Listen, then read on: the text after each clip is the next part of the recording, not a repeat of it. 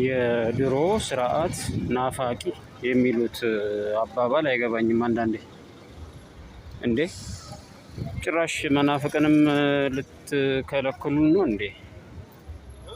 የድሮ ስርዓት መናፈቅ ነውር ነው እንዴ? ወንጀል ነው እንዴ? መብት አይደል እንዴ መናፈቅ?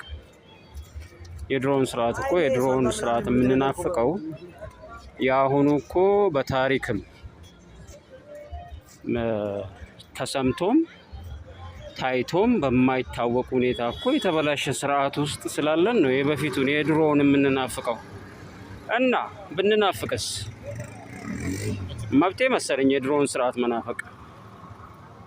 እንዴ አንዳንድ ሰው እኮ አስተሳሰቡም ይገርመኛል። የማሰብ ወይም የመናፈቅም መብታችንን ልትከለክሉን እኮ ይዳዳችኋል። እናንተ እኮ ጤነኛ ስላልሆናችሁ ምንም ማሰብ የሚባል አእምሮም ስላልተሰጣችሁ ስለሌላችሁ ለምን ናፈቃችሁ ትላላችሁ። መብቴ መሰለኝ እኔ የድሮውን ስርዓት መናፈቅ። ድሮ ፈሪሃ እግዚአብሔር ያላቸው ስርዓት፣ ፈሪሃ እግዚአብሔር ያላቸው ንጉሶች እንደነ እምዬ ምኒልክ መናፈቅ መብቴ መሰለኝ እና አፄ አፊላስ የእነሱን ስርዓት መናፈቅ እና አስቴክስ